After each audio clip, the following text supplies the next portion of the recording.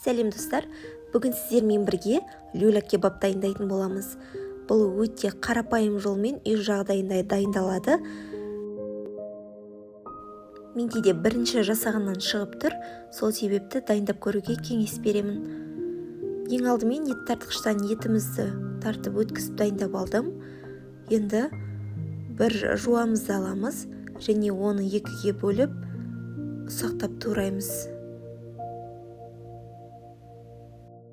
Және оны фаршымыздың үстіне саламыз.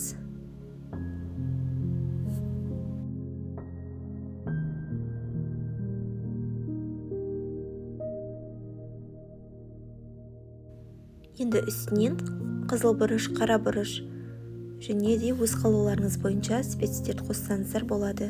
Және үстінен тұз, бір жұмыртқа салып, қолымызбен осылай жақсылап араластырамыз.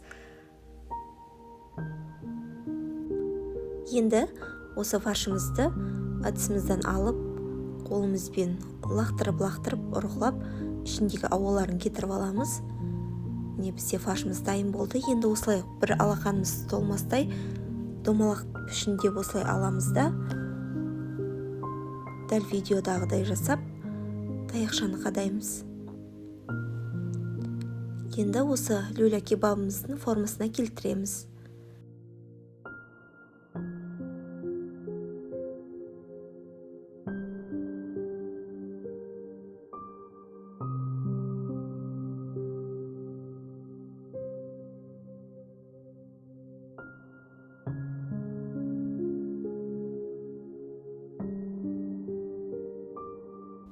Міне люля кебаптарымыз дайындап алдық.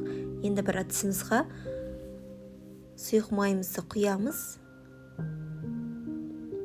Және де қызғаннан кейін осылай кебаптарымызды осылай піскеріп бірте-бірте пісіріп аламыз. Өте тығыз қылмаңыздар, өйткені бір жағы қызарып, екінші жағын айналдырғанда қиын болады. Менде осы әдісіме 5 данадан салдым.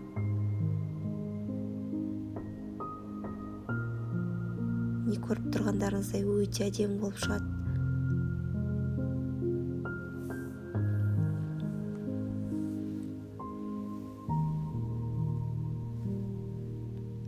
Мен қасына картоп пісіретін болдым. Сол себепті картоптарымды алдын ала тазалап дайындап, осылай бөліктерге бөліп алдым. Үстінен тұз сеуіп, көп керек емес, шым-шым тұз салсаңыздар жарайды. Жаңағы кебапты пісіріп алған сұйық майымыздың үстінен картопымызды саламыз және оларды жақсылап қызартып қуырып аламыз.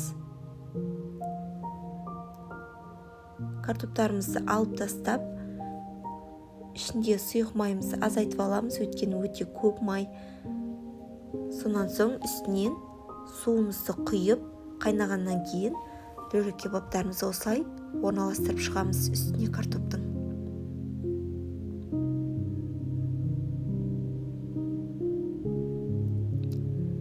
Енді жарты сағатқа бетін жауып қалдырамыз.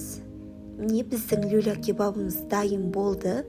Мен кішкене суды көбірек қосып жібергем, бірақ өте дәмді шықты. Дайындап көріңіздер, ас болсын.